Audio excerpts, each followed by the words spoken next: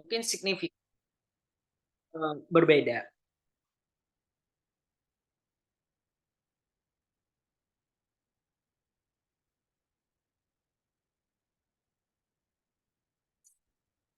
Nah,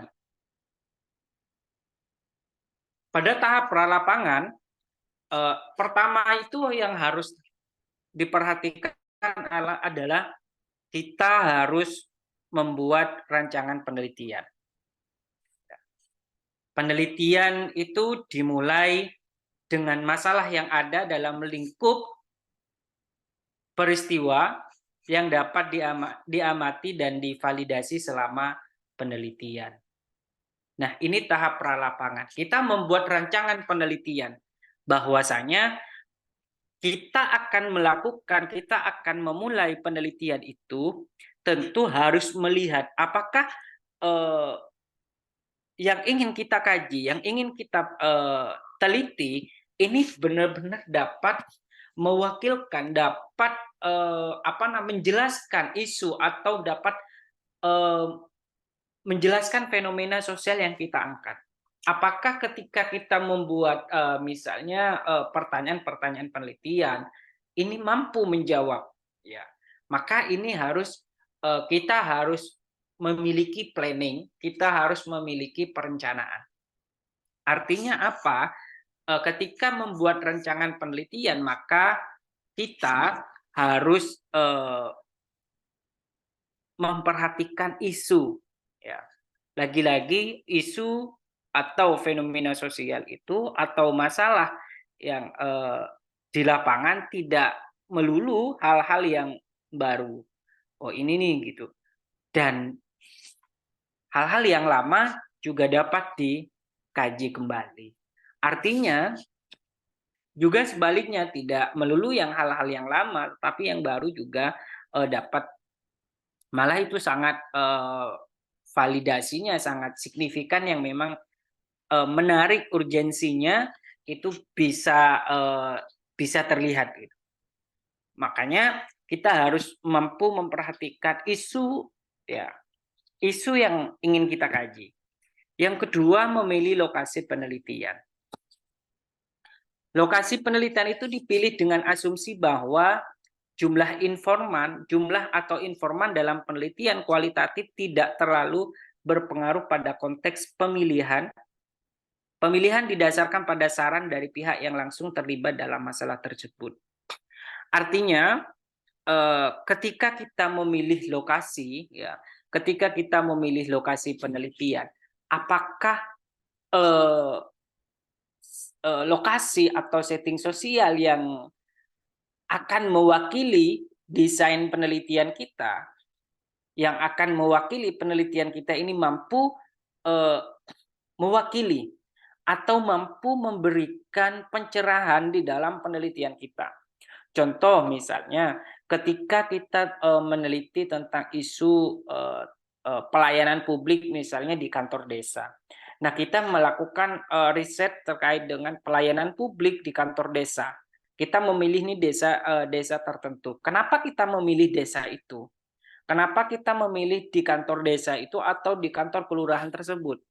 Maka tentu kita sebagai peneliti nantinya harus mampu menyiapkan argumentasi kita sehingga dapat memberikan penjelasan, dapat memberikan statement bahwa kenapa kita memilih lokasi tersebut, keunikannya apa dan lain-lain. Maka itu harus diperhatikan. Yang kemudian yang ketiga, mengurus perizinan. Perizinan dari birokrasi yang bersangkutan dibutuhkan karena hal ini akan mempengaruhi keadaan lingkungan dengan kehadiran seseorang yang tidak dikenal atau diketahui. Nah, ini sangat urgent. Ketika kita ingin turun ke lapangan, ya,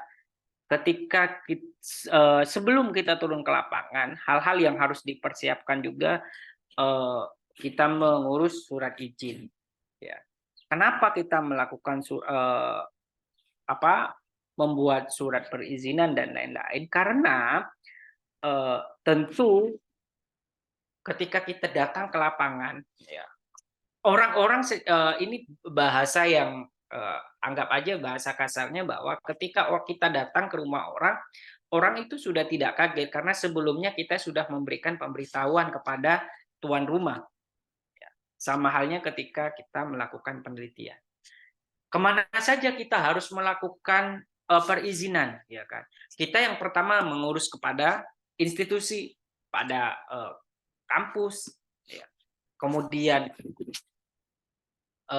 kita misalnya di tingkat kabupaten itu ada Bakes Bangpol, ya. Kita membuat izin di sana, meminta surat izin di sana, kemudian kita diberikan surat pengantar kepada baik tingkat kecamatan, baik tingkat desa dan lain-lain. Nah, itu kemudian tentu harus diperhatikan oleh kita. Jangan kemudian ketika nanti rekan-rekan mahasiswa sekalian turun ke lapangan ingin melakukan penelitian, ya udah nih cereng dapat tema langsung berangkat aja ke lapangan.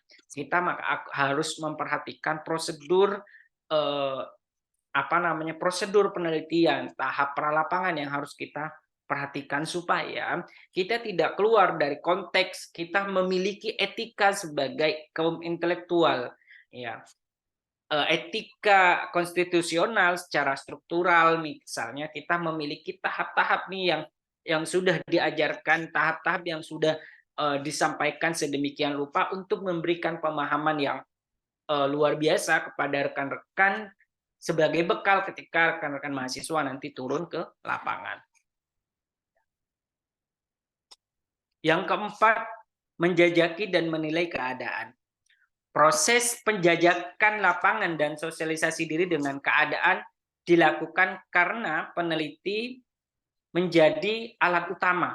Maka banyak data yang tidak dapat digali atau sebaliknya, ya, bahwa lapangan menerima kita sebagai bagian dari anggota mereka sehingga data apapun dapat digali karena mereka tidak merasa terganggu.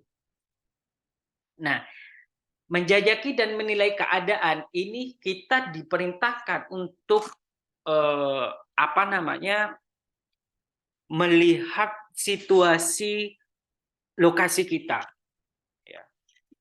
Supaya apa? Supaya kita ketika datang ke lapangan, ya ketika kita sudah datang ke lapangan itu sudah tidak menjadi seseorang yang asing di arena di mana kita mengumpulkan data. Kita harus mampu secara alamiah, ya kan? Kita harus datang dengan baik, kita memperkenalkan diri kita dengan baik bahwa saya dari mana dan tujuannya apa. Nah, ini kemudian untuk melakukan keseimbangan, balances antara peneliti dengan informan. Tujuannya apa? Supaya kemudahan data secara alamiah yang kita inginkan itu dapat diterima dengan baik. Ya. Nah, dengan menilai keadaan kita ketika kita turun ke lapangan, ini akan mewakilkan bahwa ketika kita sudah melihat situasi tersebut di mana kita ingin melakukan penelitian, maka secara karakteristik personal kita secara psikologis dapat menilai nih, oh ya nanti saya datang ke kantor ini, saya datang kantor camat, kantor desa, kantor bupati, nanti saya ketemu dengan informan ini, nanti saya ketemu dengan bagian kepala ini dan bla bla bla. Ketika kita tidak melakukan hal-hal ini, tidak memperhatikan hal-hal dasar, kita asal datang saja, maka kita akan mendapatkan situasi di mana kita mendapatkan kegugupan atau nervous, ya, canggung dan lain-lain. Maka itu harus seolah-olah kita sudah tahu dengan baik di lokasi penelitian. Dengan melakukan feedback, ya kan, feedback, kemudian pancingan-pancingan baik internal maupun eksternal dengan tahapan-tahapan di mana untuk memudahkan kita, ya, untuk memudahkan kita dan tidak menyulitkan kita untuk memperoleh data di lapangan.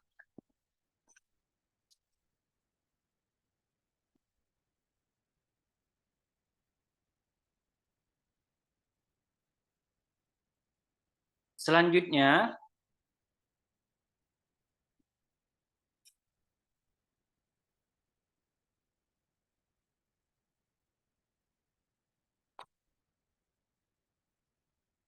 bentar.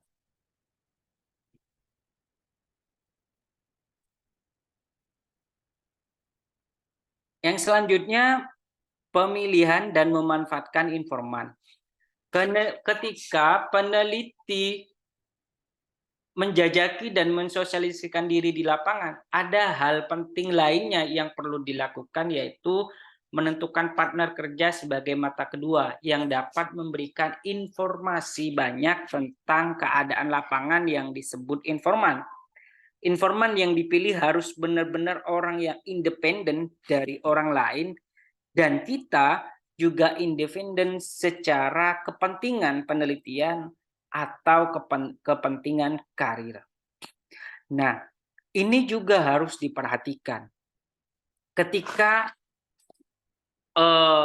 sebelum turun ke lapangan, kita harus menentukan, disesuaikan ya nanti. Teknik penentuan informannya seperti yang sudah saya sampaikan sebelumnya itu harus disesuaikan. Tetapi yang harus kita perhatikan adalah informan yang kita sudah pilih, informan yang sudah kita tentukan, itu harus benar-benar informan yang independen, informan yang benar-benar berada di dalam isu tersebut, berada pada isu yang ingin kita kaji. Ya, itu harus diperhatikan. Jangan asal milih informan, kemudian ketika kita nantinya ingin melakukan wawancara dan lain sebagainya, mereka malah tidak paham. Nah, ini harus diperhatikan oleh rekan-rekan mahasiswa sekalian ketika nanti turun ke lapangan. Artinya, hal-hal yang mungkin ini dianggap remeh, hal-hal sesuatu yang ini nggak penting, ngapain kayak hal-hal yang kayak gini masih dipersiapkan misalnya. Nah, ini jangan sampai kemudian kita terjebak dengan ideologi kita sendiri, terjebak dengan dasar konstruksi yang kita buat sendiri.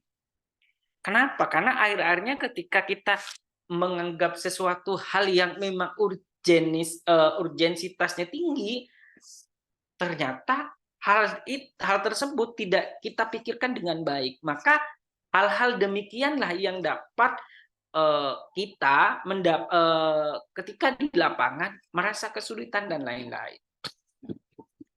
Itu harus diperhatikan oleh rekan-rekan mahasiswa. Nah, kita sebagai peneliti juga harus memiliki sikap yang independen. Kita tidak terpengaruh dengan siapapun. Ya, kita tidak terpengaruh dengan orang lain. Artinya kita fokus pada kajian kita, di mana ketika kita turun ke lapangan, ingin saya wawancara dan lain-lain. Kita tidak mudah, kita tidak bisa diintervensi oleh orang lain. Kenapa?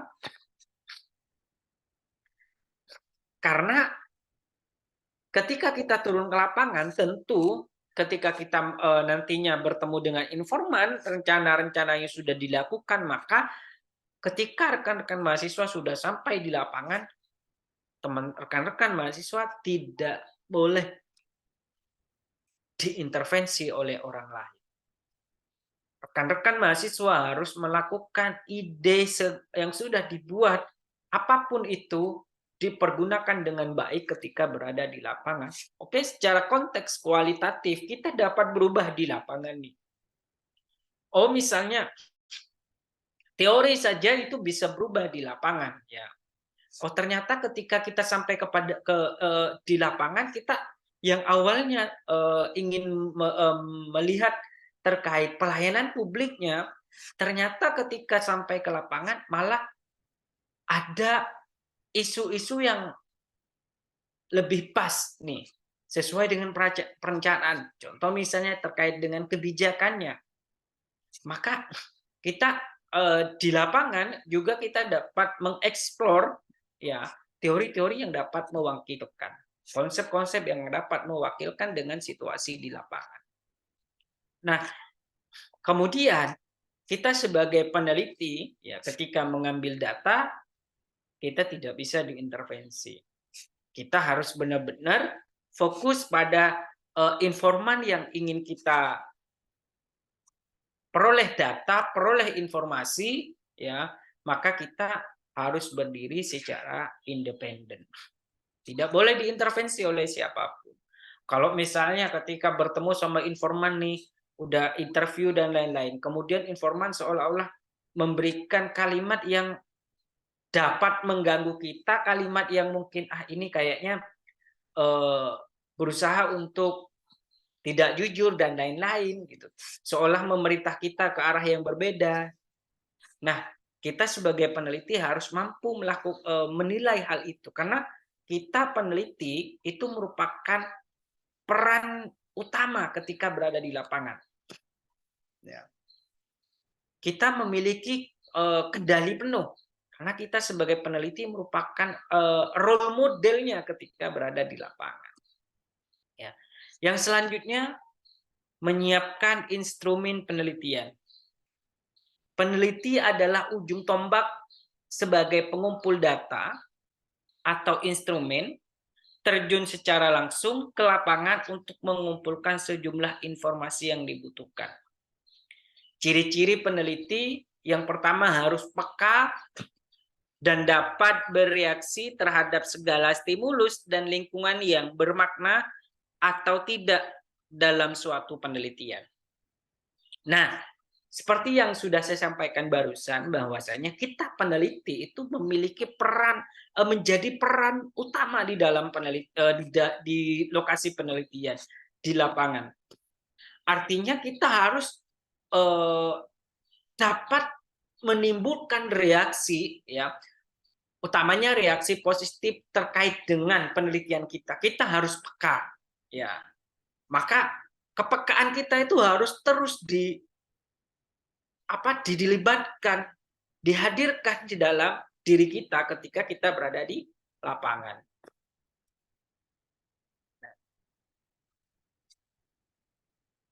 Karena hal ini, ketika kita sebagai peneliti kemudian sampai ke lapangan, ternyata kita acuh tidak acuh misalnya terhadap diri kita sendiri dan bahkan terhadap isu yang kita angkat, isu yang kita kaji, maka itu tidak semurni, tidak pureness-nya itu kurang. Ya. Maka di sini jelaskan bahwa peneliti itu harus peka dan dapat bereaksi terhadap segala stimulus dan lingkungan yang bermakna. Kita harus menilai, kita harus melihat, kita ketika di lapangan itu tidak hanya peka secara pendengaran, kita juga harus peka secara penglihatan. Apa yang kita lihat itu menjadi data. Karena di dalam kita itu masuk pada salah satu teknik pengumpulan data, kita melihat nih, kita melihat objek di depan kita. Kemudian kita mentransformasikan, kita mendeskripsikan. Oh, ternyata ini contoh nih, pelayanan pembuatan OKTP. Tadi pelayannya kok bentak-bentak nih. Tadi pelayannya kok tidak ramah nih sama orang yang dilayani misalnya. Ini ada apa? Ini faktor apa? Nah, ini apa yang kita lihat, apa yang kita dengar itu menjadi data. Kemudian nanti kita dapat diinterpretasikan di dalam laporan kita. Itu kemudian dapat diinterpretasikan di dalam laporan kita. Maka itu harus terus diperhatikan oleh rekan-rekan mahasiswa bahwasanya jangan sampai nih kita hanya sekedar turun ke lapangan tapi tidak memperhatikan hal-hal yang dapat kita jadikan data unik. Ya. Mungkin saja apa yang kita lihat itu dapat mewakili data yang kita inginkan. Kita belum mendapatkan data tersebut misalnya. Tiba-tiba kita melihat sesuatu yang kemudian data itu dapat mewakili dari data yang ingin kita peroleh. Nah, itu harus diperhatikan ya nanti. Yang kemudian peneliti itu dapat menyesuaikan dirinya ya dengan aspek keadaan yang dapat mengumpulkan data yang beragam sekaligus. Artinya kita ketika di lapangan itu harus tentu, berada dalam situasi yang alamiah, ya. Kita menyesuaikan diri, kita, duduk dengan informan, ada nih, saya punya, teman dulu waktu S1 ya, dia turun ke lapangan, penelitiannya di lokasi penelitiannya di, tempat pembuangan akhir, tempat pembuangan sampah di TPS, di TPA. Kemudian, teman saya ini datang ke sana, melakukan, apa namanya, menggunakan pakaian-pakaian yang seharusnya tidak pantas dong, gitu. Kita datang ke tempat itu, kita menggunakan pakaian yang sangat elegan, sangat, pureness sangat bagus dan lain-lain. Nah, sehingga waktu itu kita, dengan teman-teman yang lain ketawa, karena mereka tidak menyesuaikan nih. Bukan berarti ketika kita datang ke lokasi hal yang tempat pembuangan sampah atau tempat-tempat yang mungkin ya sangat-sangat primitif misalnya, kita tidak harus melakukan, penyesuaian diri kita itu baik pakaian, ya, tidak mengikuti mereka, tidak. Tetapi kita dapat mengurangilah, dapat menyesuaikan diri dengan keadaan, seperti itu. Nah, tutur kata dan lain-lain itu harus diperhatikan. Ketika kita bertemu dengan informan, oh ternyata dia petani, oh ternyata dia nelayan, oh dia penjudi, dia pemabuk dan lain-lain, dia intinya informan yang berkaitan dengan isu yang ingin kita kaji, maka kita harus menyesuaikan diri sehingga nantinya dapat mewakili, dapat memberikan kemudahan kita dengan informan dalam menyatukan interaksi kita dengan feedback dari informan tersebut. Kemudian peneliti itu setiap situasi adalah keseluruhan, tidak ada instrumen berupa teks atau angket yang dapat mengungkap keseluruhan secara utuh. Ya, makanya di sini situasi tiap situasi itu adalah keseluruhan, tidak ada instrumen berupa teks atau angket yang dapat mengungkap keseluruhan secara utuh. Nah, ini kita sebagai peneliti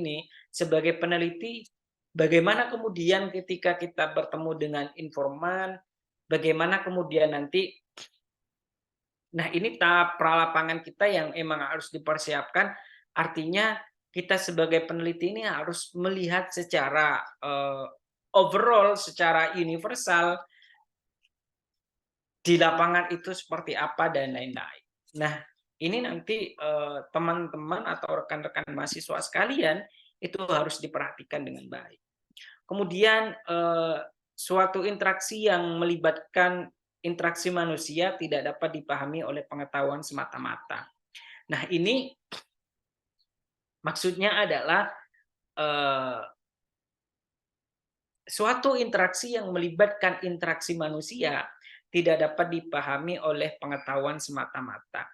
Kita sebagai peneliti ketika menyampaikan informasi, ketika memberikan informasi dengan orang lain, maka kita harus mampu berinteraksi dengan kemudahan-kemudahan yang dapat dicerna dengan baik oleh informan kita. Kita tidak menggunakan bahasa yang kita peneliti itu tidak menggunakan bahasa yang ilmiah ketika kita di dalam kelas dan lain-lain.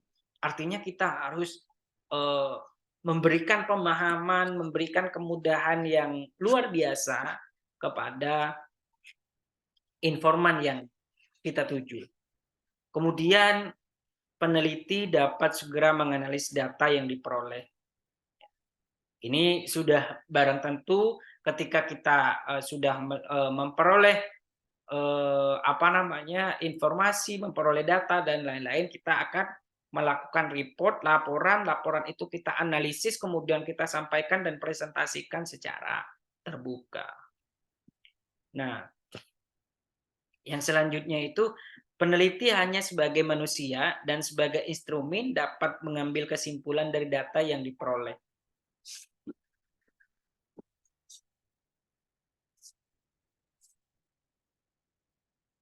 Nah, selanjutnya dengan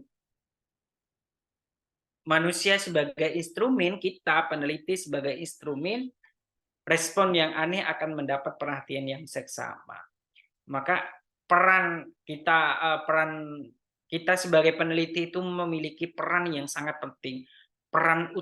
Kita itu sebagai peran utama di sana yang memiliki otoritas, memiliki legalitas yang kuat, memiliki otoritas yang kuat, ya, untuk menyeimbangkan, untuk mengontrol diri kita ketika berada di lapangan.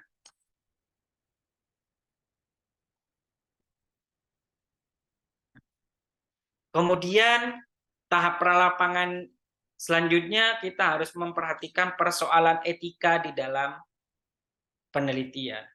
Ya. Sebagai seksamanya adalah kita sebagai peneliti itu akan berhubungan dengan orang-orang banyak, baik perorangan maupun secara kelompok atau masyarakat. Kita juga akan bergaul, kita juga hidup di lingkungan mereka, dan kita akan merasakan serta menghayati bersama tata cara dan tata hidup dalam latar penelitian, situasi penelitian. Nah, persoalan etika ini akan muncul apabila peneliti tidak menghormati, mematuhi, dan mengindahkan nilai-nilai masyarakat dan nilai-nilai personal yang ada. Maka di dalam menghadapi persoalan tersebut, kita sebagai peneliti hendaknya mempersiapkan diri secara fisik, psikologis, maupun mental. Nah, ini persoalan etika ini sangat penting ketika kita berada di lokasi penelitian. Persoalan etika ini berada pada tahap akhir, tetapi ini merupakan inti dasar yang harus dipersiapkan oleh kita. Kenapa? Karena ketika kita, contoh kecilnya saja, tidak hanya berada di dalam dunia penelitian, ketika teman-teman bertamu, maka etika itu harus diperhatikan. Ketika kita tidak memperhatikan, tidak memperindah etika kita sebagai peneliti atau sebagai tamu, maka soal etika itu akan muncul. Oh, anak ini nih datang ke sini kok tidak beretika, kok tidak sopan, dan lain-lain. Ini kok tidak menghargai budaya kami, orang ini kok tidak menghargai kami, dan lain-lain. Nah, kita sebagai peneliti harus mampu memperhatikan etika-etika penelitian. Ada banyak macam etika penelitian. Silakan nanti rekan-rekan mahasiswa boleh buka bukunya Creswell. Nah, di sana juga ada, boleh buka bukunya yang ringan-ringan. Boleh teman-teman nanti. Di Moleong juga ada yang versi terbaru. Ya. Punya Robert Jeko juga ada. Jadi teman-teman bisa tuh mengeksplor, nanti mempelajari ulang, mengkaji ulang hal-hal yang apa yang disampaikan hari ini, tapi ternyata tidak dapat diindahkan dan kemudian dapat diindahkan di beberapa hari ke depan nanti, yang bakalan ini timbul ketika teman-teman sudah berada dalam proses penulisan proposal. Maka persoalan etika dalam penelitian ini penting, sangat penting, ya, harus diperhatikan teman-teman. Kenapa? Kita datang ke tempat yang baru misalnya, kita tidak pernah bergabung dengan mereka, tiba-tiba kita datang ke mereka dan kita harus bergabung dalam kehidupan mereka. Baik sehari-hari, mereka kemana kita ikut, mereka melakukan apa kita melihat. Kenapa? Ya, kita harus memperoleh data apapun yang dilakukan oleh mereka, kita harus tahu. Ya. Kenapa? Karena itu dapat mewakili data, ya, yang dapat menjelaskan data. Kemudian maka teman-teman harus memperhatikan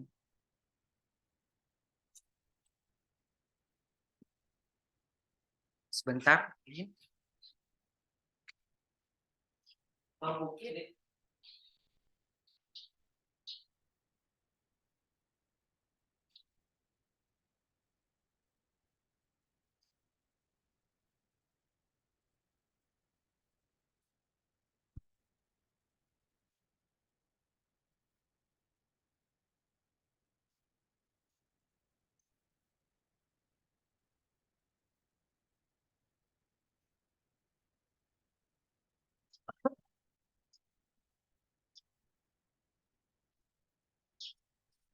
Nah, kemudian yang tadi itu tahap pralapangan, yang sekarang kita masuk pada tahap lapangan.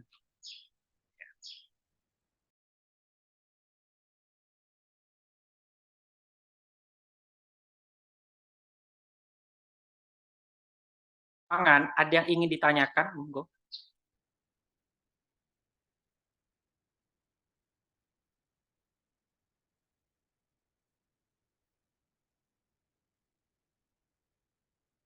Sebelum masuk pada tahap lapangan, ada yang ingin ditanyakan? Fauzi Akbar? Halo, Fauzi Akbar?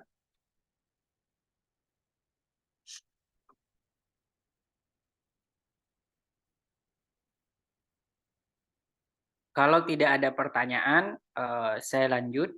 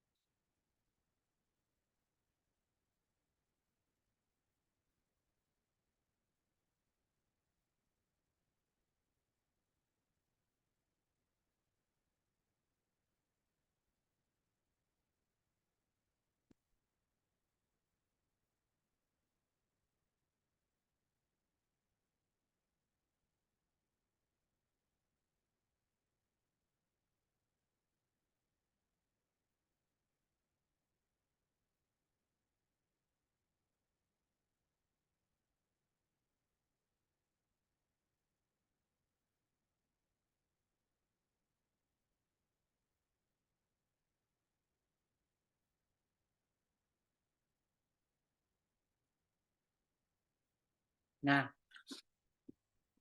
pada tahap lapangan ini, kita sebagai peneliti harus mampu memahami latar belakang penelitian, mampu memahami di mana secara terbuka bahwa orang itu berinteraksi sehingga peneliti hanya mengamati, latar tertutup di mana peneliti berinteraksi secara langsung dengan orang.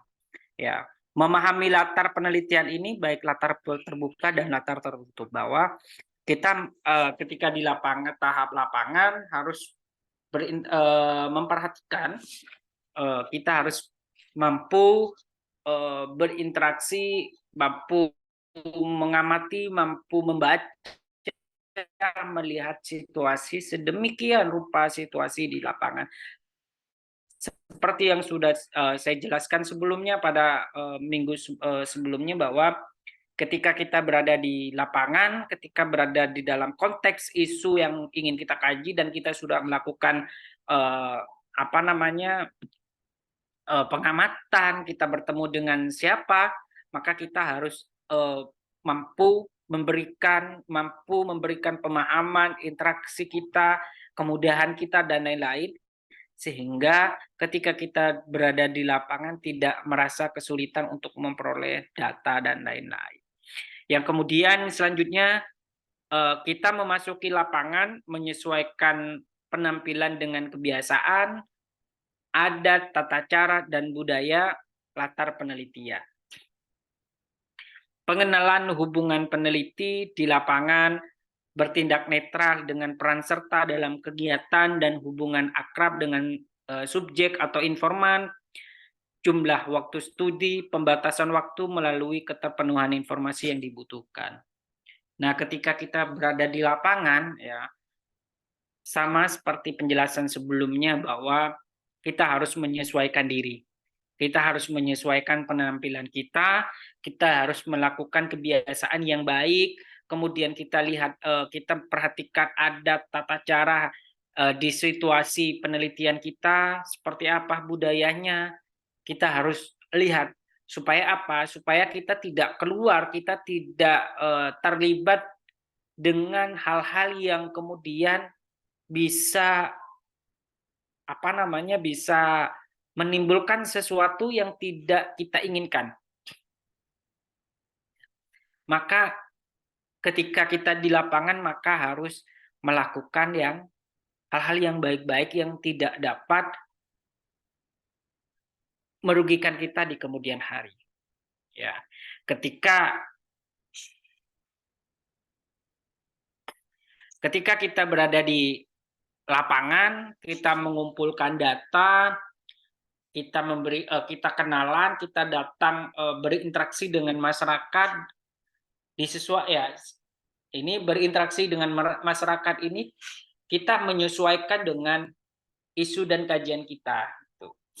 Artinya kita melakukan interaksi lah, sosialisasi diri terhadap orang-orang yang ingin kita ambil datanya, ambil informasinya. Ya.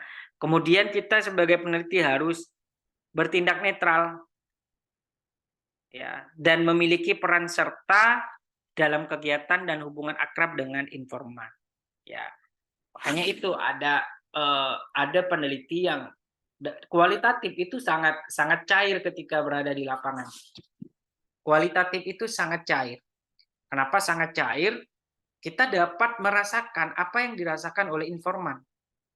Itu peneliti kualitatif. Ya. Apa yang dirasakan oleh informan, kita seolah-olah peneliti itu dialah. Dulu seorang dosen itu berpesan kepada saya, ketika kamu berada di lapangan, ya, kamu jangan seolah-olah peneliti, tetapi kamu itu peneliti. Itu yang selalu saya ingat. Kamu ketika berada di lapangan, kamu jangan menyatakan bahwa dirimu itu peneliti, tetapi dirimu itu adalah peneliti. Nah, ini sangat sulit dilakukan gitu. Tetapi kita harus memaksa diri kita, ya, sebagai mahasiswa harus bisa dan mampu menciptakan situasi dan kondisi yang sangat cair, ya, netral. Kita tidak berpihak dengan siapapun. Kita fokus pada kajian kita fokus pada isu kita. Ya. Kemudian ya tentu kita ketika di lapangan, ketika kita menulis proposal, kita sudah menentukan waktu itu. Penulis pralapangannya kapan, tahap lapangannya kapan, pengambil datanya kapan, kemudian analisis datanya kapan. Nah, itu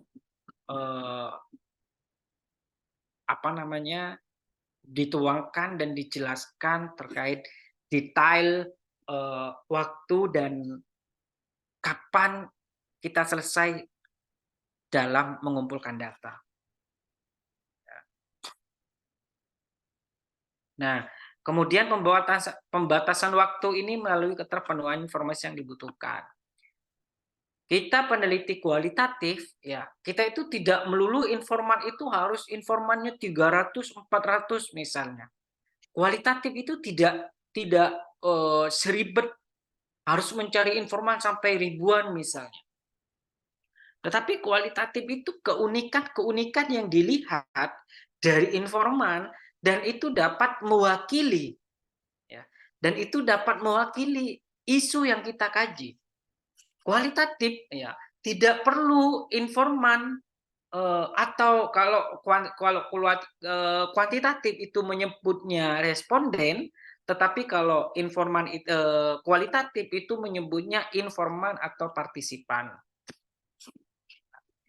Nah, Informan itu orang yang ingin kita ambil informasinya, atau orang yang ingin kita wawancara dan lain-lain, itu informan. Subjek ya, atau aktor utama di situ sebagai informan. Nah,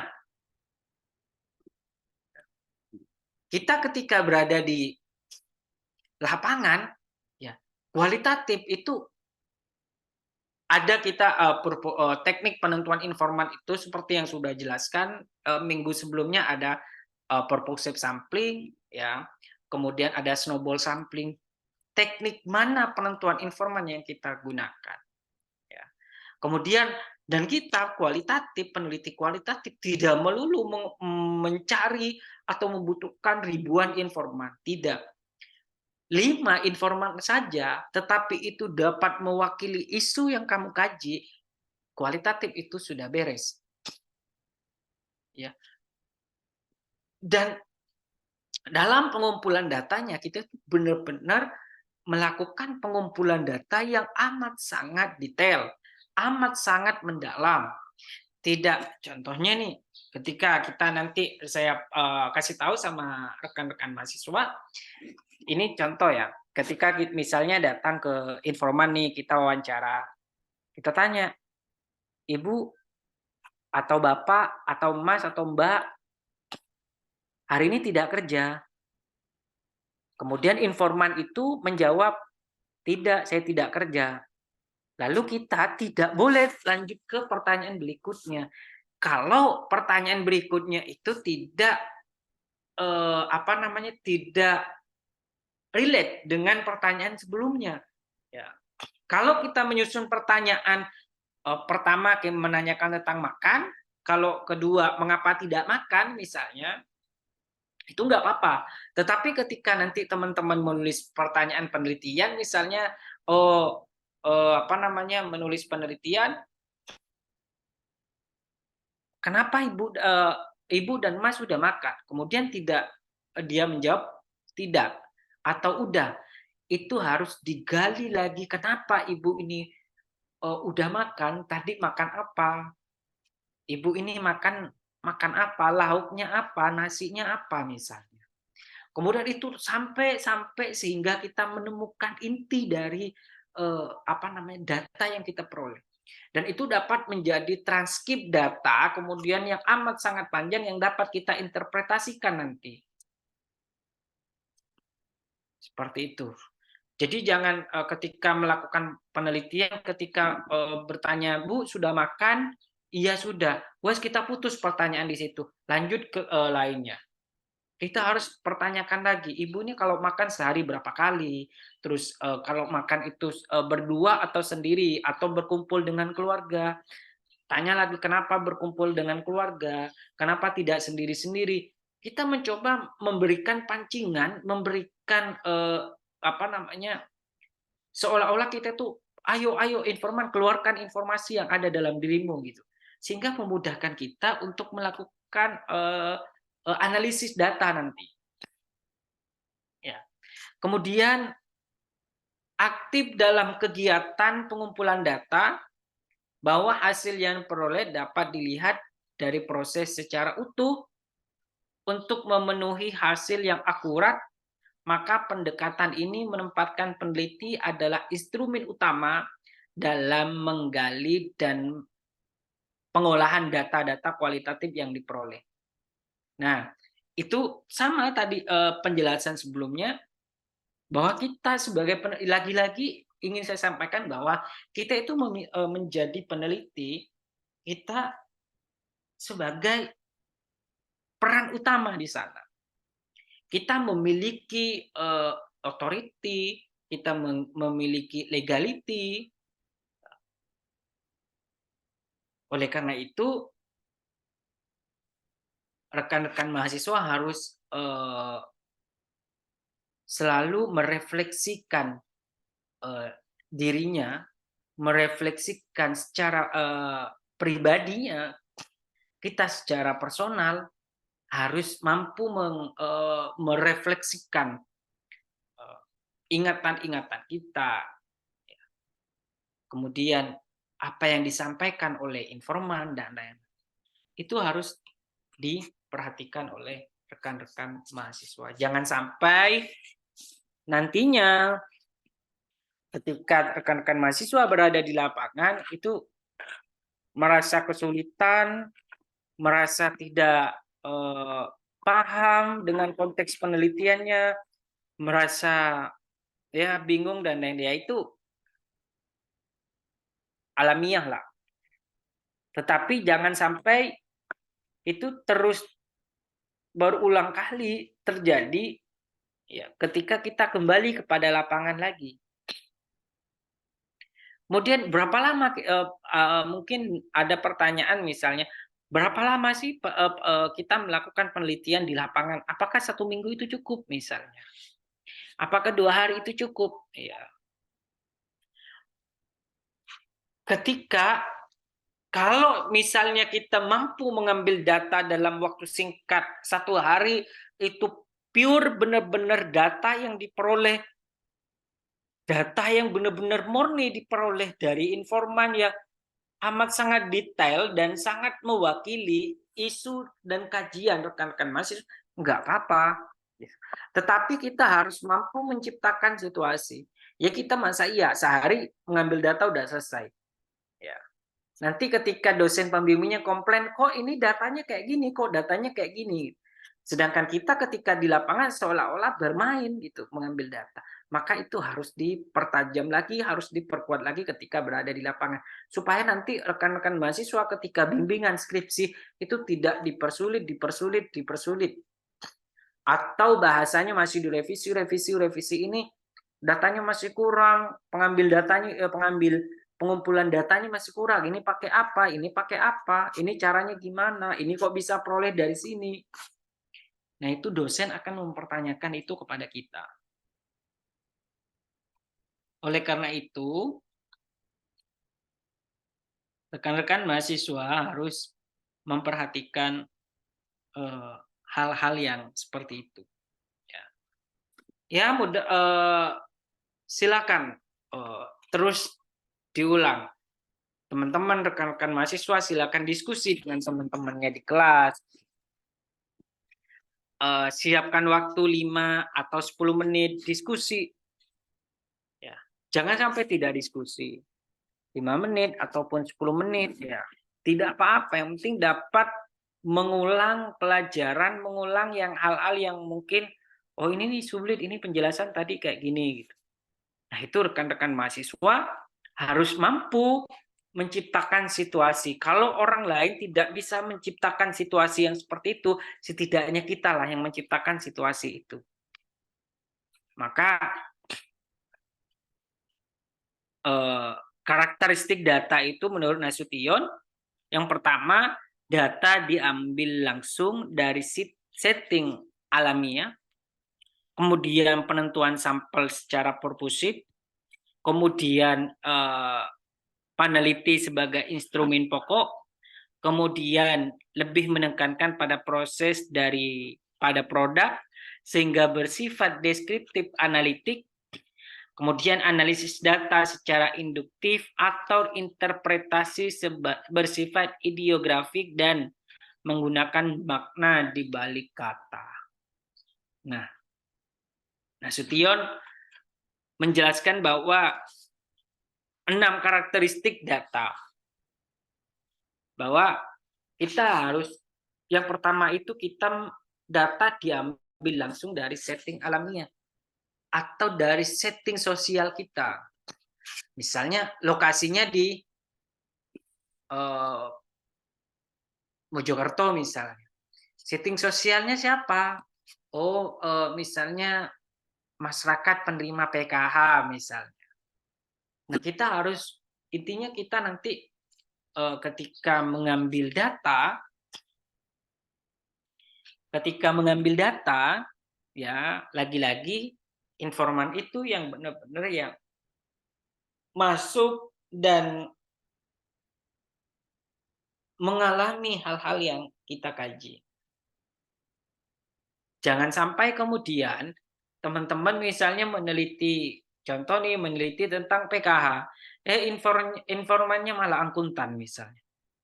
Itu salah. Maka teman-teman harus memperhatikan sedemikian rupa hal-hal yang harus diperhatikan. Kemudian teknik penentuan informannya, gitu. Teknik penentuan informan. Nah, Sution di sini menyebut bahwa teknik penentuan informannya adalah purposive atau purposive sampling. Nah, silakan nanti itu menyesuaikan rekan-rekan mahasiswa itu. Bagaimana kemudian kita sebagai peneliti dalam penentuan informan di lapangan. Di sini peneliti sebagai instrumen pokok, ya kita sebagai orang yang memiliki otoritas dan legalitas, hal-hal yang apa namanya, ya kita sebagai peran utama. Kita sebagai peran utama, kemudian kita melihat prosesnya. Nah, prosesnya ini yang penting daripada hasilnya. Kita prosesnya dulu, ya kita tahapannya kita sudah diperhatikan, sudah diikuti sedemikian rupa, kemudian hasilnya. Ya, ini kita bertahap nih, step by step kita lakukan, turun lapangan, perihal etika dan lain-lain, perizinan dan lain-lain gitu. Ya, artinya makanya jangan sampai hal-hal yang proses dari hasil itu jangan sampai dilupakan. Jangan sampai dibuang dan jangan sampai ditinggalkan. Itu harus diperhatikan oleh rekan-rekan mahasiswa sekalian. Nah, kemudian analisis data secara induktif ya atau interpretasi bersifat ideografik. Analisis secara induktif ya artinya ketika nanti rekan-rekan mahasiswa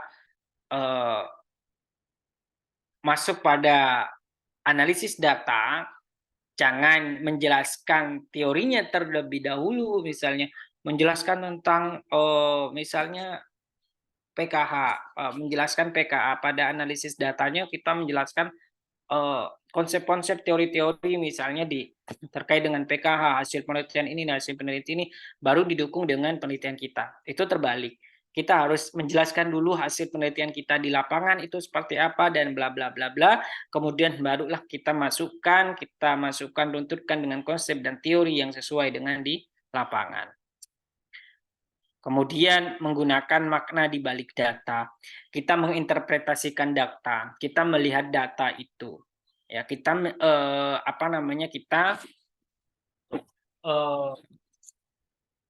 setiap data yang kita peroleh, maka kita harus mampu memaknai data tersebut.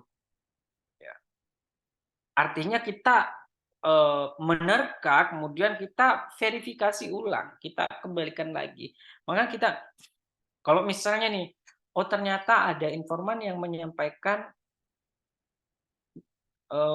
contoh misalnya, tidak suka nih dengan uang 50.000 misalnya, atau tidak suka nih dengan uang pecahan 10.000. Nah, kita kenapa informan ini tidak suka dengan uang 10.000 misalnya? Nah, kita harus memberikan harus mampu menimbulkan makna ya. Maka di dalam fenomenologis ya Edmund Husserl, fenomenologinya Edmund Husserl menunjukkan bahwa objek kita harus mampu memaknai objek yang kita lihat. Maka kata fenomenologi itu ada objek yang tampak, ada objek yang menampakkan. Ya, kalau pakai bahasanya Foucault, ya bahwa di balik realitas itu ada realitas yang tersembunyi atau yang disebut dengan genealogi. Ya, itu harus diperhatikan bahwa saya pernah menyampaikan di kelas, di ruang kelas bahwa ketika kita memperoleh apapun, ketika kita melihat situasi apapun di depan kita, melihat suatu masalah di depan kita, kita jangan menjustifikasi, "Oh ini orangnya maling, oh ini orangnya jahat, oh ini orangnya jelek," dan lain-lain. Kita tidak boleh, dilarang untuk menjustifikasi. Kalau Foucault, bahasanya Foucault, kita harus,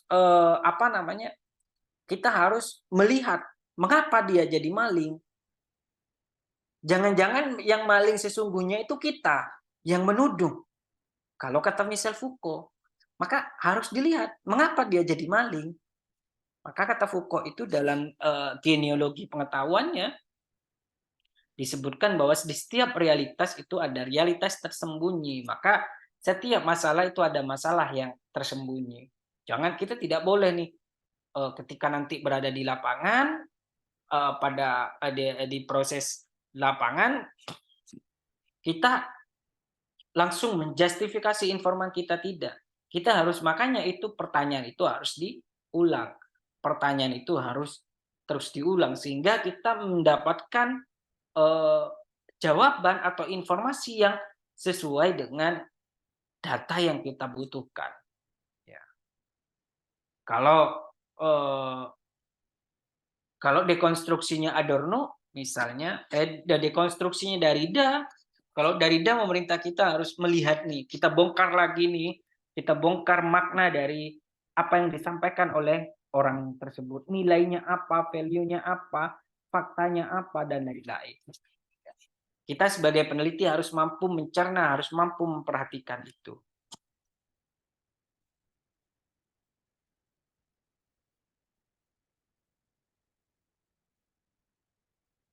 Nah, selanjutnya tahap analisis data. Yang pertama itu reduksi data. Ya. Laporan berdasarkan data yang diperoleh direduksi, dirangkum, dipilih hal-hal yang pokok, difokuskan pada hal-hal yang penting. Data dipilih berdasarkan satuan konsep, tema, dan kategori tertentu, sehingga dapat mempermudah peneliti untuk mencari kembali data sebagai tambahan atas data yang sebelumnya diperoleh jika diperlukan. Ya. Atas data sebelumnya yang diperoleh ya, jika diperlukan. Artinya makanya tadi ketika kita tahap analisis data, ketika kita sudah memperoleh data, kemudian kita transkrip, kita kan merekam. Kalau kita merekam, nanti hasil wawancara itu kita tulis, jangan sampai satu kata pun terlewatkan. Kalau direkam, kalau melalui wawancara kita catat, pokoknya jangan sampai ada kata yang terlewatkan, supaya tidak bias, supaya tidak mengotori, oh ini nih kok kurang ya, kok kurang. Padahal kita yang melakukan transkrip data itu kurang. Maka itu harus di transkrip dulu dengan baik, tulis dulu, tulis ulang apa yang disampaikan oleh Furman, kemudian kita rangkum, pilih hal-hal yang inti dari apa yang disampaikan informan itu. Misalnya dengan pertanyaan tadi memberikan ilustrasi apakah ibu sudah makan, ternyata informan sudah menjawab makan, dengan banyak jawaban dari pertanyaan yang kita lakukan, kita dapat merangkum nih.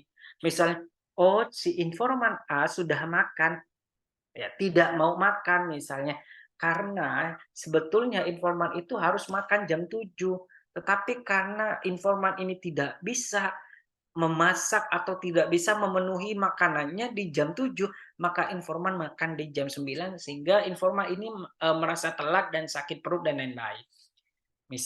Misalnya seperti itu. Nah, ini akan memberikan pemaknaan data yang kita sampaikan, data yang kita peroleh dari informan dapat memudahkan kita untuk melakukan analisis data.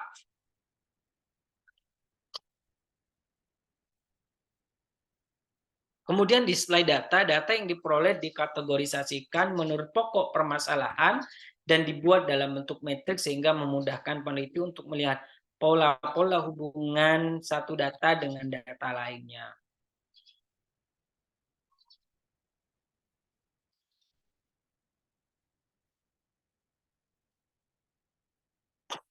Mengkategorisasikan data yang kita peroleh di lapangan ya,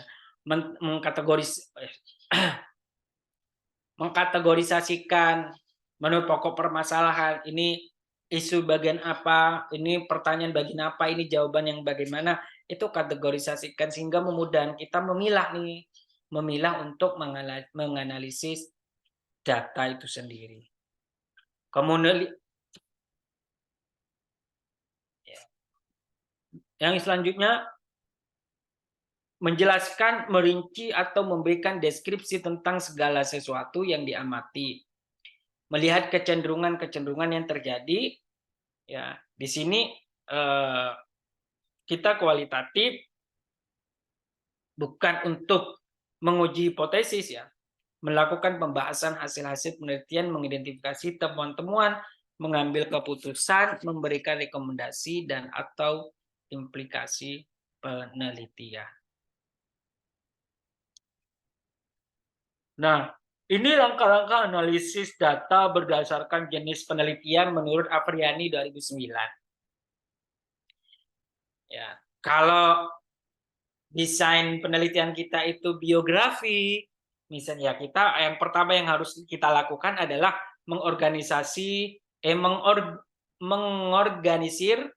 file pengalaman objektif tentang hidup informan seperti tahap dari anak-anak, remaja, dewasa sampai lansia, ditulis secara kronologis atau seperti pengalaman pendidikan, dan pekerjaan. Ketika penelitian kita terkait dengan historical, biografi, ya. Kemudian kita harus menjelaskan, membaca keseluruhan kisah, kemudian direduksi dan diberi kode. Ini di biografi. Kalau kita menggunakan desain fenomenologi, maka peneliti memulai mengorganisasikan semua data atau gambaran tentang fenomena pengalaman yang telah dikumpulkan.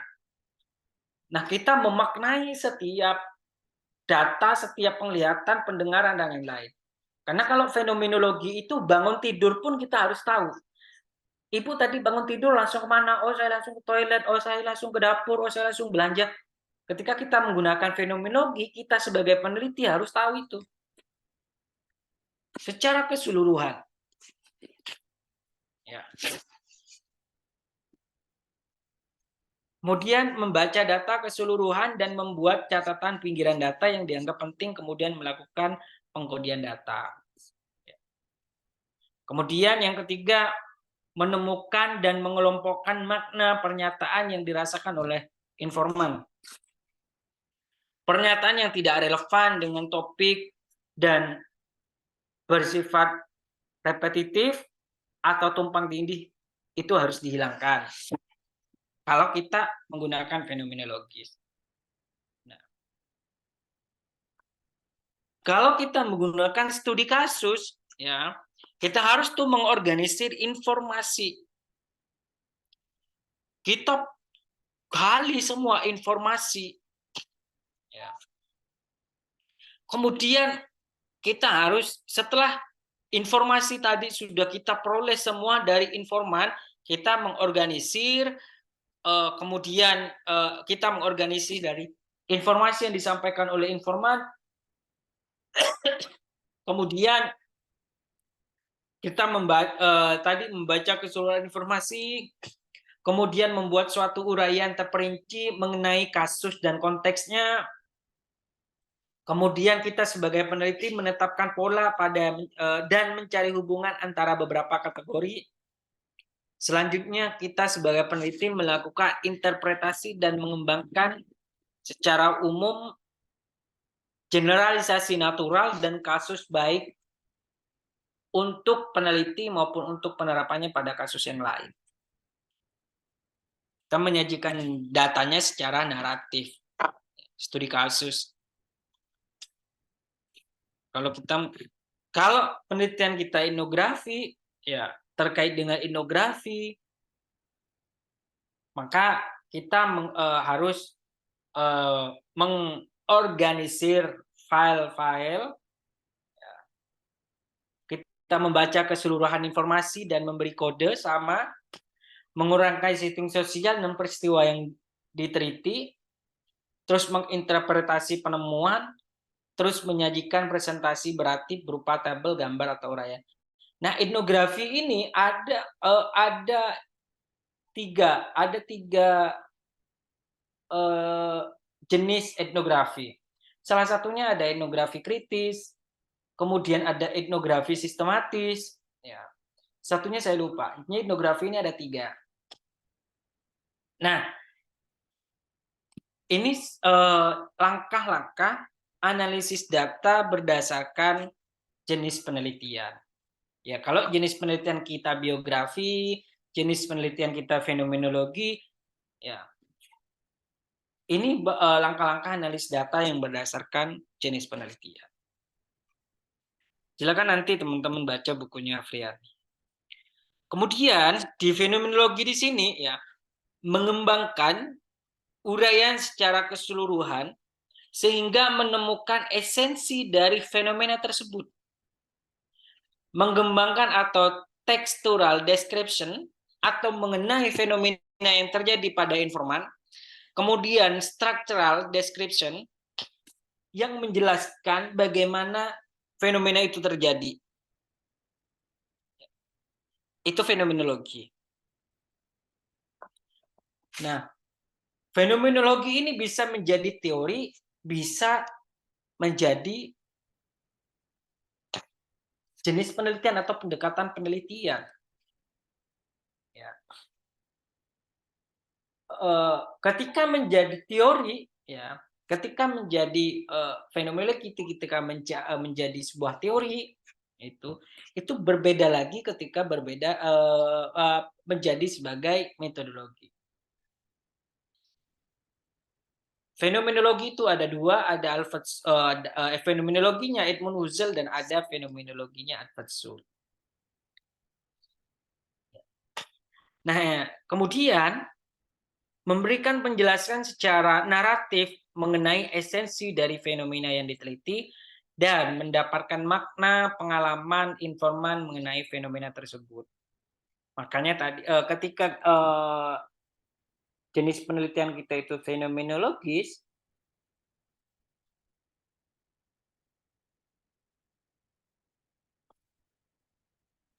ketika kita menggunakan fenomenologis, maka kita harus mampu menginterpretasikan makna, menginterpretasikan data atau memaknai data-data secara keseluruhan.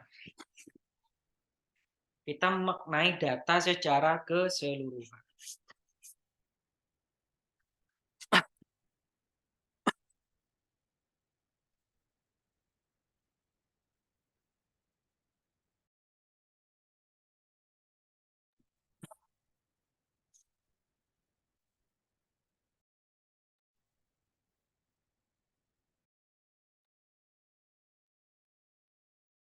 Nah, kemudian membuat laporan pengalaman setiap partisipan, setelah itu gabungan dari gambaran tersebut ditulis.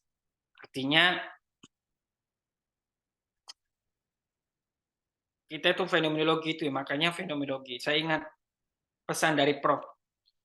Hotman Siahaan, itu guru besar sosiologi di Universitas Erlangga Surabaya. Beliau pernah memberikan mata kuliah fenomenologi. Bahkan kita itu untuk mengetahui fenomenologi, makna kehidupan individu maupun kelompok, kita itu harus tahu secara detail, intinya secara detail. Jangan sampai ada yang terlewat. Makanya tadi kalau fenomenologis, ya, bangun tidur pun ditanya, ibu kemana, bapak kemana, emas kemana, mbak kemana setelah tidur. Terus setelah melakukan itu, melakukan apa lagi? Kita mencatat. Ya, karena itu pengalaman individu itu harus di. Nah, kalau misalnya teman-teman tuh lagi ngobrol kepo, nah, itu masuk pada jenis fenomenologi. Kalau udah kepo dari apa namanya, temannya bangun tidur sampai tidur lagi. Itu fenomenologis. Nah, kalau grounded teori, ya setelah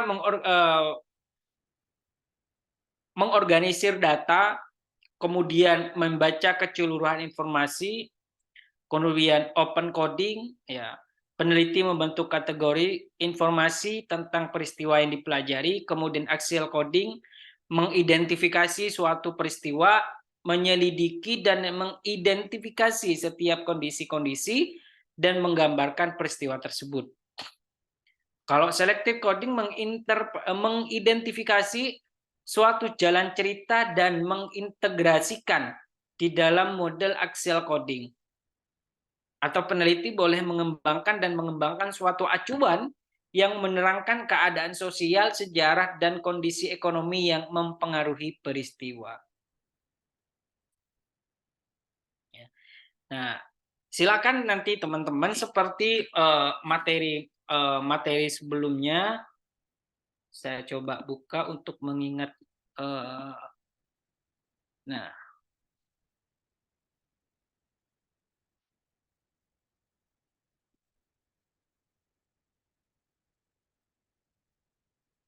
saya coba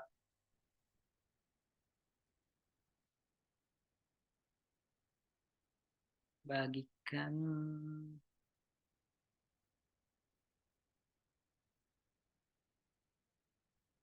Nih, ini anatomi, riset anatomi ini sangat memudahkan kita ya.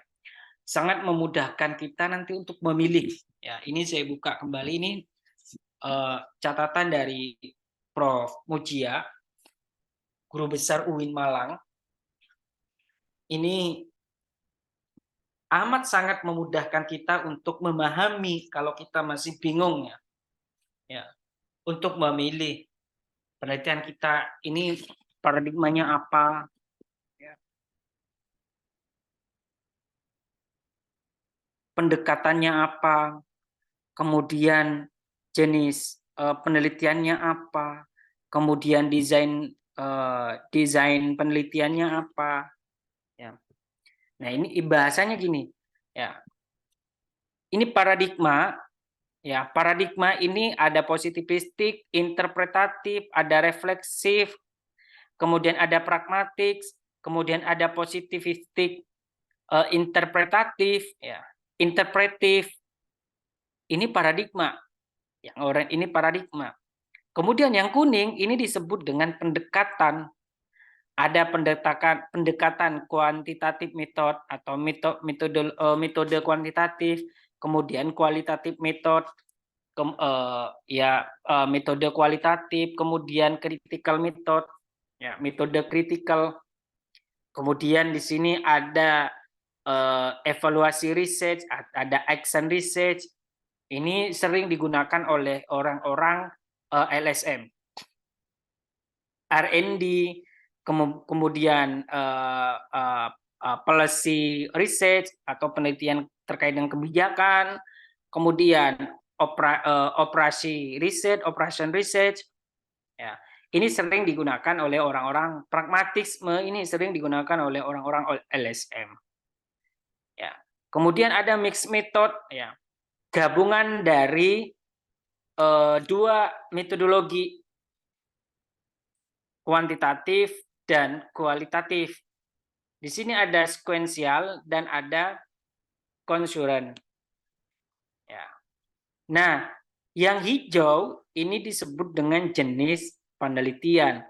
Ada jenis, kalau kuantitatif metode itu jenis penelitiannya ada dua. Ada eksperimen, ada non-eksperimen. Kemudian kalau kualitatif metode itu ada dua. Ya, ada jenis lapangan, terus naratif atau text study, ya. Sama dengan critical method, kemudian pragmatisme juga, kemudian positivistik interpretatif ini menggunakan jenis penelitiannya sekuensial dan konsurat. Sedangkan untuk desain studi, ya, kalau eksperimen itu ada korelasional research, kalau non eksperimen itu di sini ada descriptive research, ada ex post facto atau casual comparative research. Ini terkait apa namanya, penelitian komparatif, ya. Kemudian di survei, kemudian penelitian terkait dengan sensus, kemudian opinion polling, kemudian inferential research. Nah, kalau kualitatif yang kita pelajari, nah di sini tadi ada fenomenologis, ya, ada etnografis, ada case studies, ada grounded research, ada etnometodologis. Ya. Ini pendekatannya. Kemudian kalau kita meneliti tentang naratif text studies, jenis lapangannya, kita bicara tentang life history. Ya, tadi disebut apa namanya, ada konten analisis, ada kualitatif konten analisis, ada discourse analisis atau analisis wacana, ada critical discourse, ya, ada terkait dengan hermeneutik. Hermeneutik ini orang-orang bahasa, ini orang-orang bahasa. Terus analytical. Nah, ini kemudian memudahkan kita, maka teman-teman harus dibuka. Ya. Ini nomor 3, ini unit analisisnya. Ya. Kalau unit ini ada mikro objektif, ada mikro subjektif, ada makro objektif dan makro subjektif. Ini teman-teman nanti ketika ingin menulis proposal atau ya menulis proposal, ingat ini, buka ini. Ini memudahkan kita, jadi tidak bingung. Ini saya punya ini paradigma apa ya? Ini jenis penelitiannya apa? Jadi kalau teman-teman menggunakan fenomenologi, udah pasti pendekatannya kualitatif, jenis lapangannya, jenis penelitiannya jenis penelitian lapangan, field research. Jadi tidak bingung lagi. Turunannya sudah jelas. Ada interpretif, kemudian turun ke kualitatif, kemudian turun ke lapangan, kemudian ini desain studi. Jangan sampai salah penyebutan. Ya. Ada paradigma, kemudian ada pendekatan. Ini seringkali melihat bahwa jenis penelitian ditulis jenis penelitian kualitatif. Padahal kita ada aturannya. Ada paradigma, kemudian ada pendekatan kualitatif, kemudian jenis penelitiannya jenis penelitian lapangan. Kemudian desain studi, baru tuh desainnya apa? Desain studi kita ini apa? Fokusnya apa? Di mana? Oh, studi kasus kah? Oh, fenomenologis kah? Oh, grounded research kah? Terus etnometodologi kah? Dan lain-lain. Nah, kalau teman-teman sudah memastikan, misalnya, saya apa namanya, ingin melakukan survei, penelitian survei, sensus misalnya. Silakan gitu. Jalannya sudah jelas. Berarti teman-teman menggunakan paradigma positivistik, pendekatannya kualitatif, kuantitatif, jenis lapangannya non eksperimen, jenis penelitiannya non eksperimen. Ya.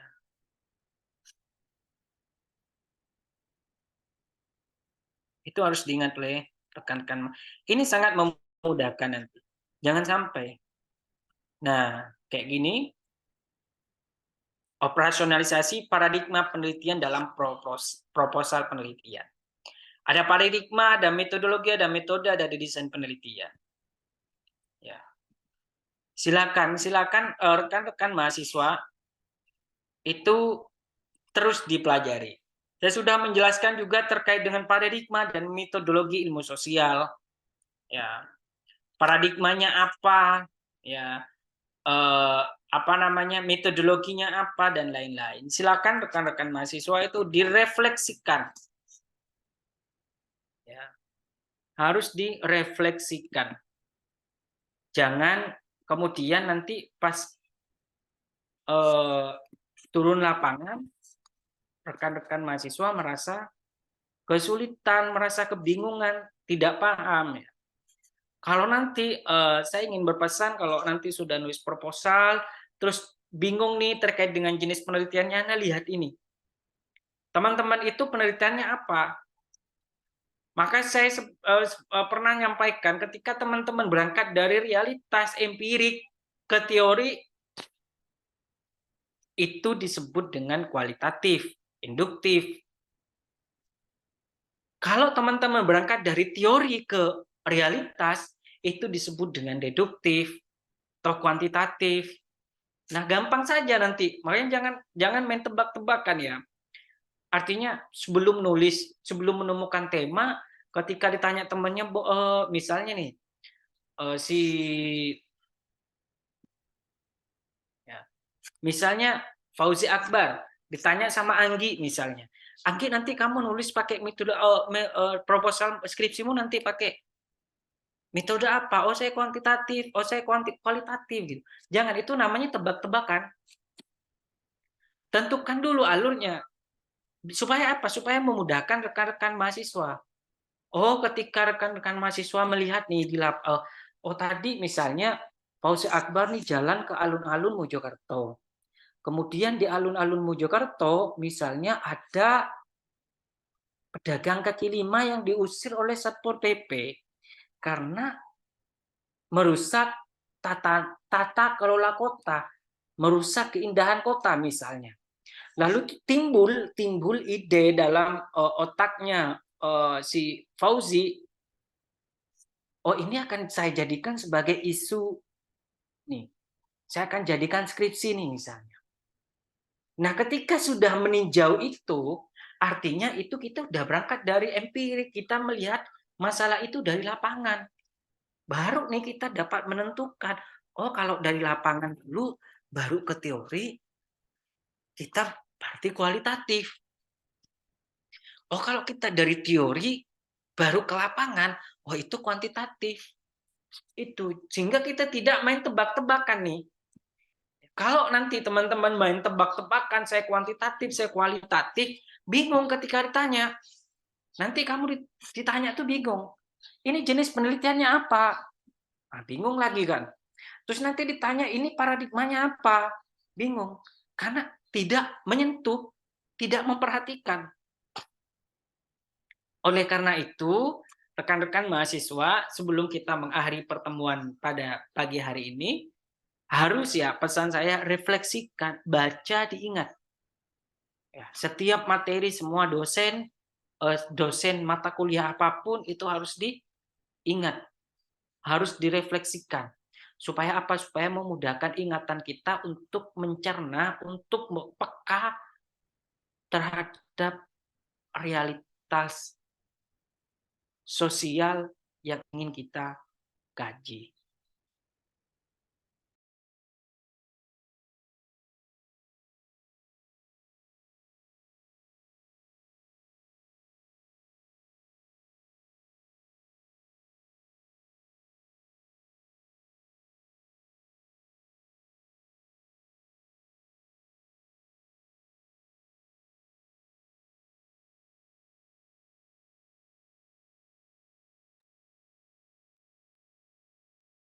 Oke, itu ya sedikit mengingatkan pada rekan-rekan mahasiswa supaya tidak bingung. Saya kembali ke materi selanjutnya.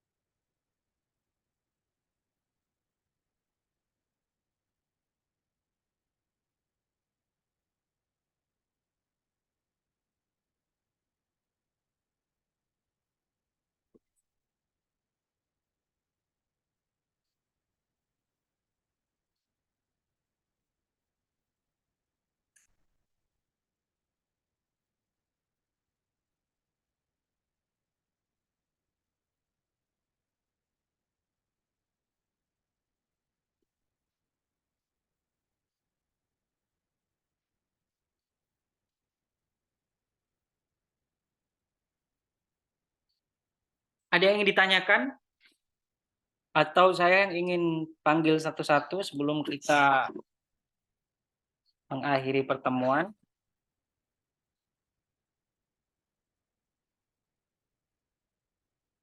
Halo, ada yang ingin ditanyakan?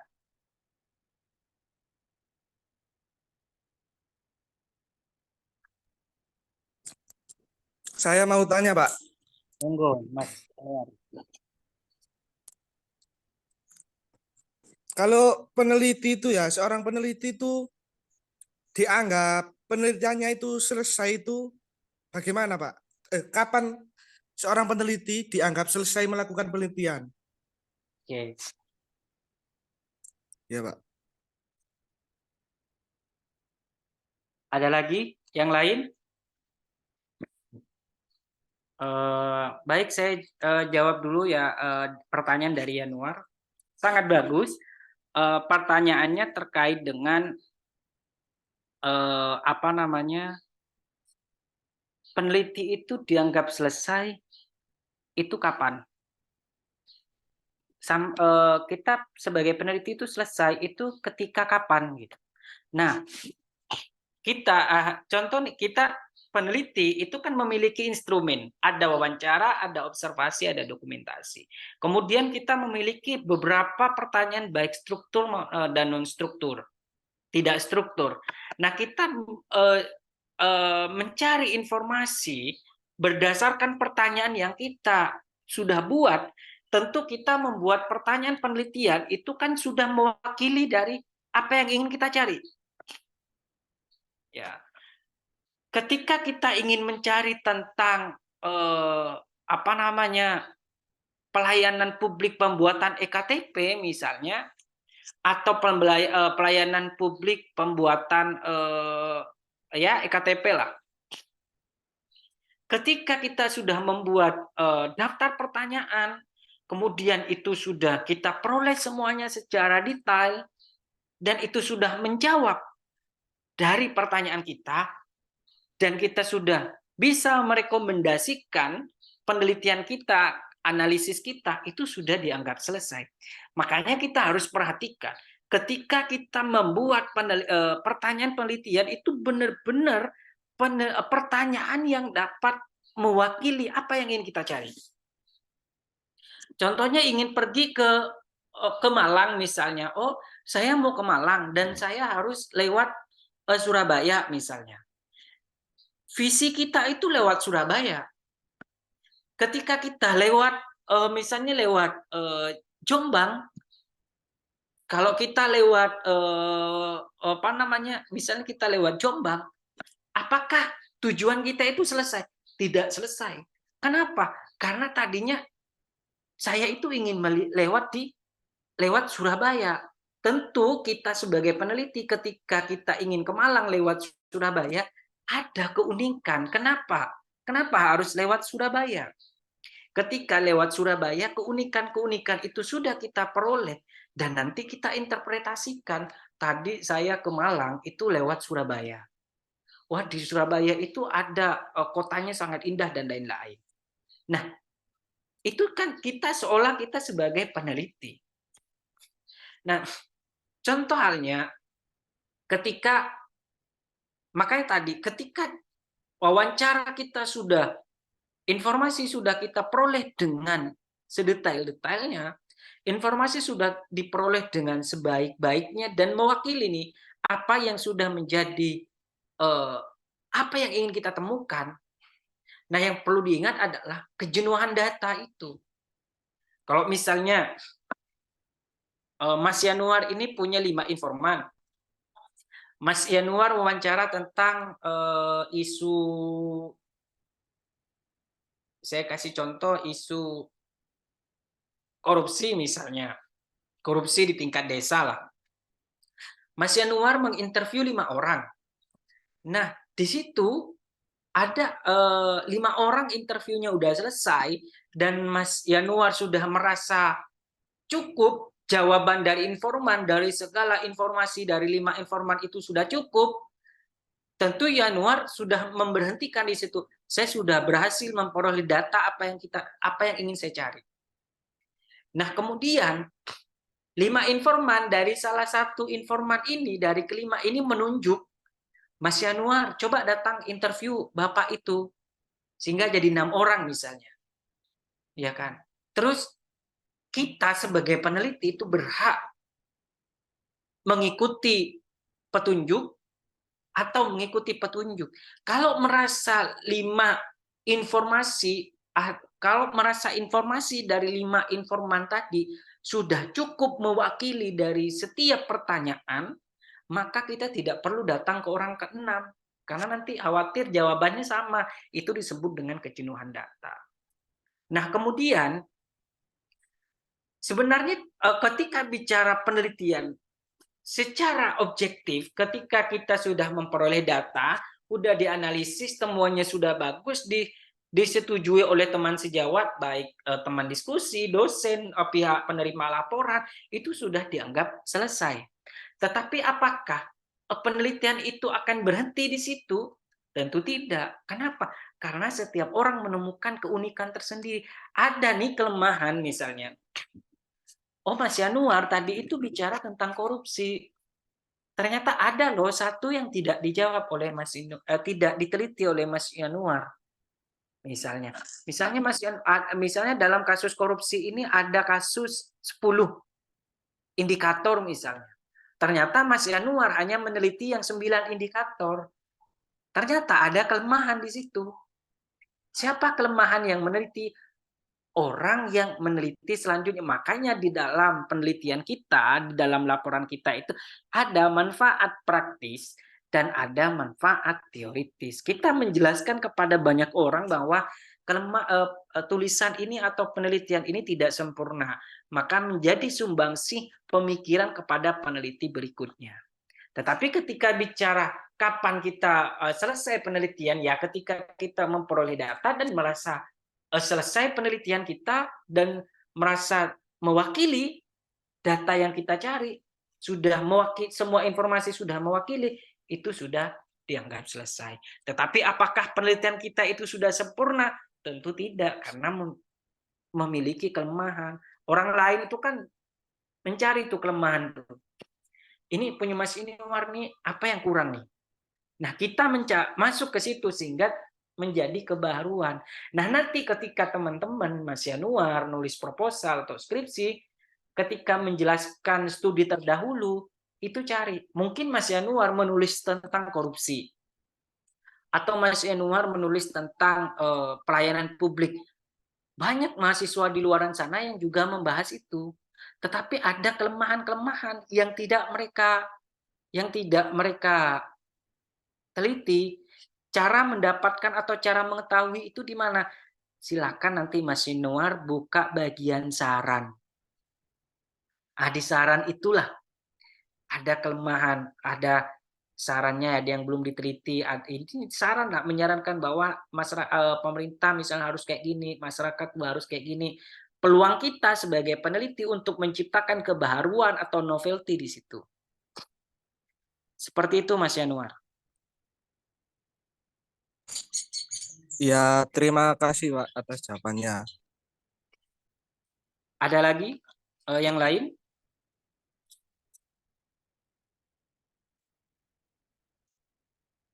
Mas Gufron.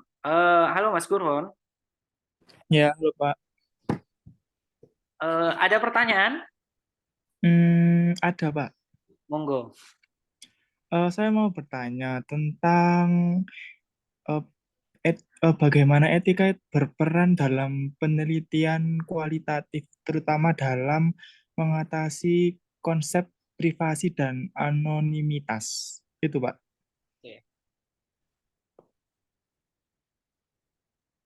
Ketika dalam konteks bicara tentang privasi ya, ketika bicara privasi itu bukan perihal yang benar-benar ditutup-tutupi. Kadang kan orang bicara privasi misalnya sesuatu yang ditutup-tutupi. Ada privasi yang memang misalnya nih ada privasi yang informan kita ini misalnya bicara mereka itu punya privasi misalnya dia penjudi atau pemabuk yang memang tidak ingin mereka ketahui, ya, tidak ingin mereka ketahui. Sedangkan kita memainkan peran di situ memainkan etika penelitian kita sebagai peneliti harus menjalankan etika kita supaya tidak mengganggu privasi orang lain. Kan seperti itu, Mas Gufron. Nah, peran kita adalah ya, kita jalankan apa yang bisa kita lihat. Makanya itu wawancara, observasi. Kalau kita etika kita takut nanti ketika saya menyinggung sampai kini orang ini malah emosi dan lain-lain. Ya. Ada teknik pengumpulan data yang kita perhatikan. Oh, ada wawancara. Oh, ada informasi, ada ada observasi. Dan kita bisa verifikasi kepada orang lain. Tanpa misalnya kita verifikasi nih, karena kita butuh banget untuk memperoleh kegiatan Bapak ini apakah penjudi apa pemabuk, sedangkan dia tidak mau memberikan informasi. Tentu kita harus menanyakan kepada orang lain, sumber lain. Tetapi sumber itu lagi-lagi harus validasi. Harus divalidasi. Gitu. Kualitatif itu sangat cair ketika di lapangan. Ada informan utama, informan kunci, ada informan pendukung. Kita informasi itu dapat diperoleh dari mana saja. Misalnya Mas Yanuar nih tanya ke Mas Gufron tanya ke Mas Yanuar, Yanuar, kamu tadi melihat enggak orang itu kebiasaannya apa sih? Lalu Mas Yanuar jawab, menjelaskan, Mas Yanuar menjelaskan, oh ya orang itu biasanya kalau malam minggu mabuk-mabukan, tapi kalau ibadahnya luar biasa bagus dan lain-lain. Tapi kalau malam minggu dia pasti mabuk-mabukan.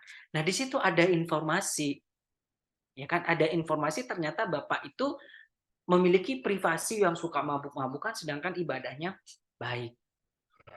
Nah, kita harus bisa masuk ya ke arena penelitian itu secara kita harus menginternalisasi data kita dengan informan itu. Seperti itu, Mas Gufron. Artinya kita banyak persoalan etika kita jalankan untuk menjaga kredibilitas kita sebagai peneliti dengan informan, tetapi karena di satu sisi kita harus memperoleh data itu sama Mas Gufron. Saya sedang S3, saya sedang melakukan penelitian. Dan saya juga masuk pada arena privasi sama. Apa yang saya lakukan? Saya mencari informasi dari beberapa orang. Apakah benar ini? Apakah orang ini benar melakukan kayak gini? Nah, kita dapat kemudian kita memvalidasi data itu. Makanya minggu kemarin juga saya jelaskan terkait dengan triangulasi data. Kita verifikasi data dulu baik teori, metodologi dengan teman dan lain-lain. Seperti itu Mas Gufron.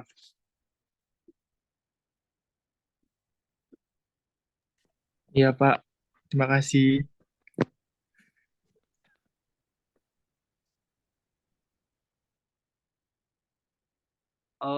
Nabila Almas, ada yang ingin ditanyakan? Monggo.